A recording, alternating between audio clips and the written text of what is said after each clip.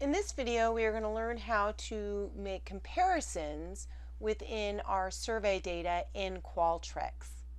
So here we are back with our OP sample survey in the reports section of Qualtrics, and we have up our report of our general results that was generated from the last video.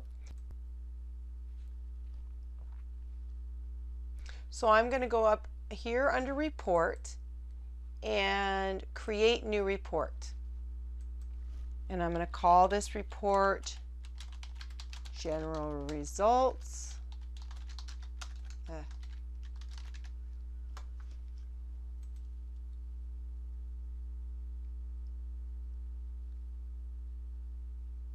So now that's saved everything just the way I had it. Now I'm going to create a new report that I am going to call gender results, because recall that one of the comparisons that the researchers wanted to make was for gender.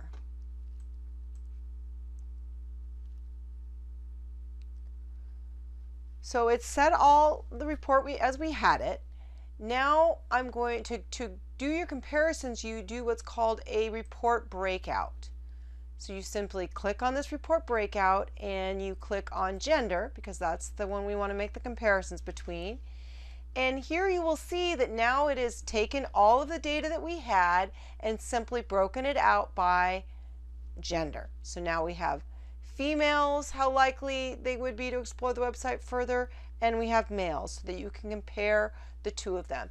These are nice charts to see where you can just really dig into what males and females, how they view the website and their likelihood of exploring it.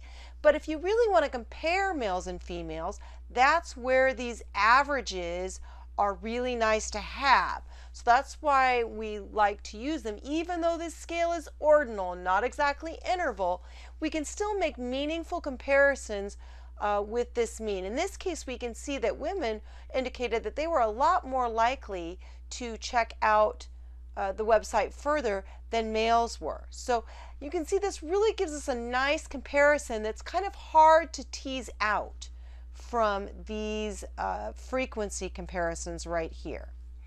So we can put both of these in our report, and this just creates our cross tabulation as a table.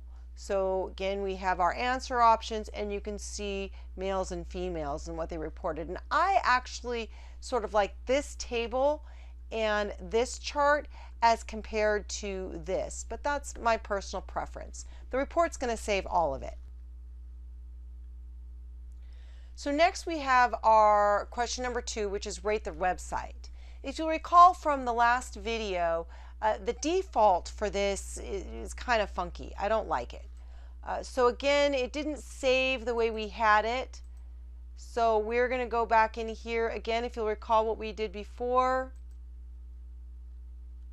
is we went down and we transposed our answers.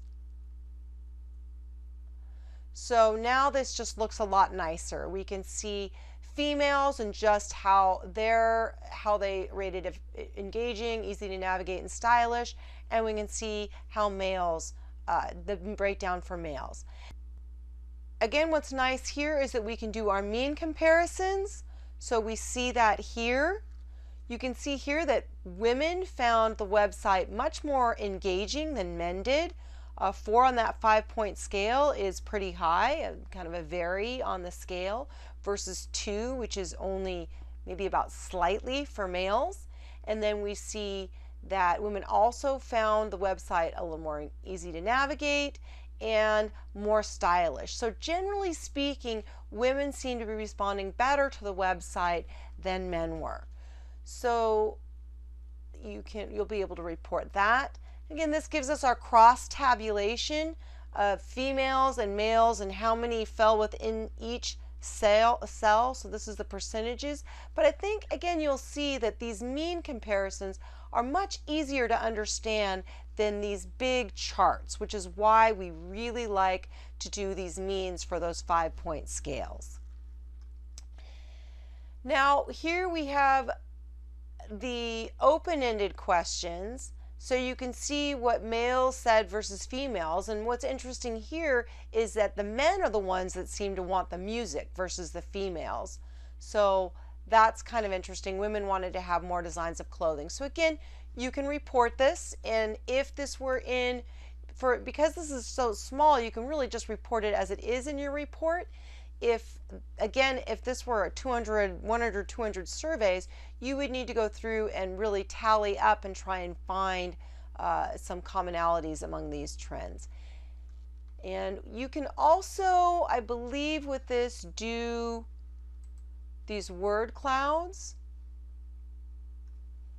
So you can do the word cloud, but I don't know that it will let you do the breakouts with the word cloud. It doesn't look like it does. So you're limited to just being able to report, to try and find trends in the open-ended answers, which again is why we limit our use of these questions, because they're really harder to analyze.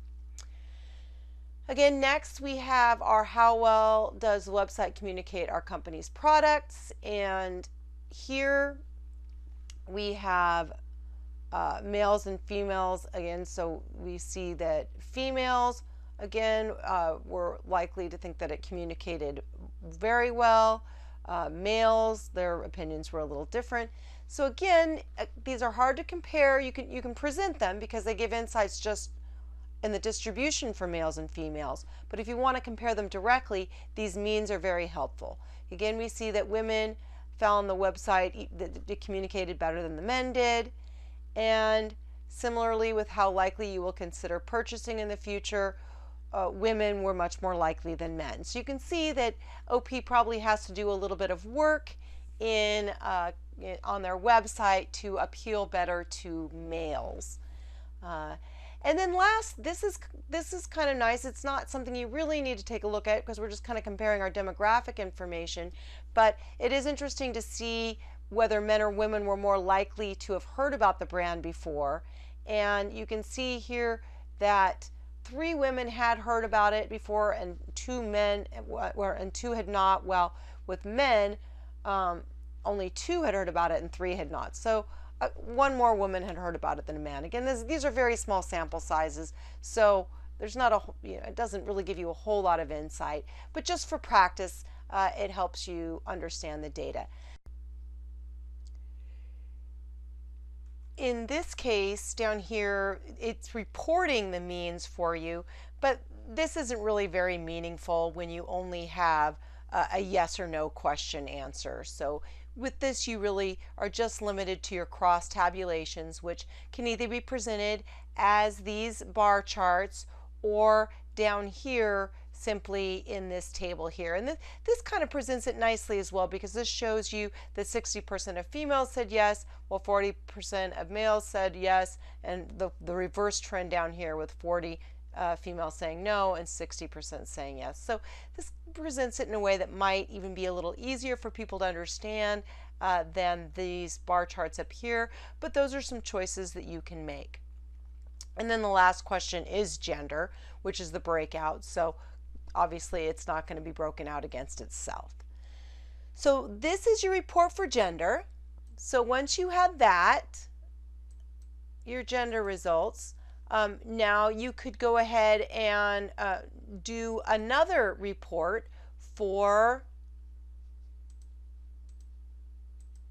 create a new report for brand familiarity.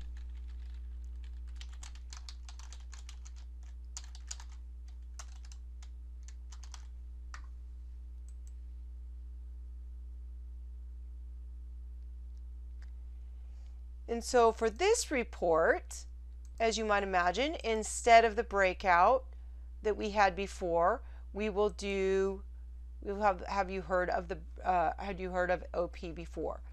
And so again, we can go through here and look through these results and change our charts any way we want and get all of the data just the way we want it.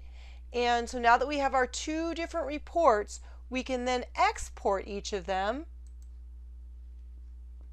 into PowerPoint. So we can export that one, and we can export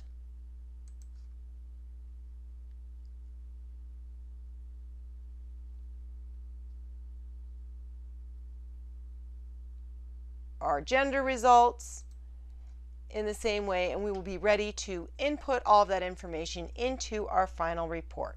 So we will take a look at that next. Thanks for watching.